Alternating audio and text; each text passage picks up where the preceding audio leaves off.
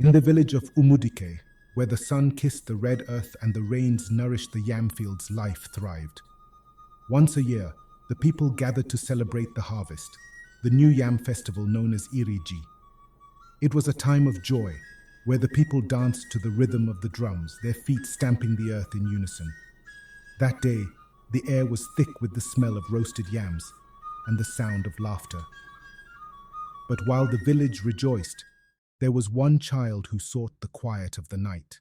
That child was Nneka, the daughter of Obioma and Uzo. While the others laughed and danced, she sat by the quiet river, staring at the moon that hung full and bright in the sky. Her heart whispered secrets, and that night, the moon whispered back. Nneka, the moon's voice said, soft as the night wind, you have been chosen.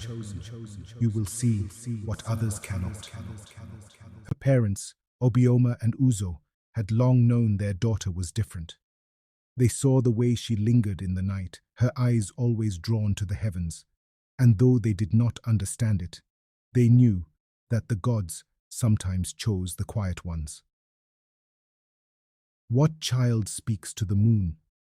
Obioma asked Uzo one evening as they sat by the fire.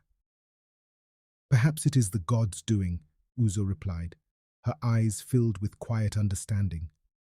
But not everyone in the village was so understanding. The children mocked her, laughing, as they followed her through the village.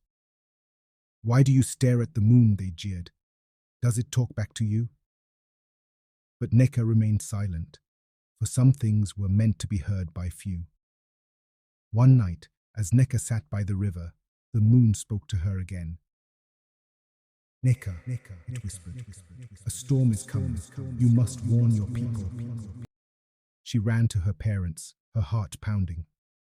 Obioma and Uzo listened, and though they trusted their daughter, they knew the village would not. Still, they tried. A storm is coming, Obioma warned the elders, but Eldenwoke laughed. What child sees the future? He scoffed. A child who speaks to the moon, Uzo said softly. And then the storm came. It swept through the village with fury, uprooting trees and tearing through homes. But those who had listened to Nneka found shelter in time. Others were not so fortunate. The village elders, once proud, now stood humbled in the storm's aftermath. They could not deny what they had seen. When the storm passed, the whispers began. Some said Nneka had saved them, while others whispered that she had called the storm herself. A child who speaks to the moon is a mystery, they said, and mysteries are not always welcome. That night, as Nneka sat by the river, the moon shone brighter than ever before. Its voice echoed in her heart once more. The storm was only the beginning, Nneka, the moon whispered. You will face far greater trials. They will come for you for what you are. You must prepare.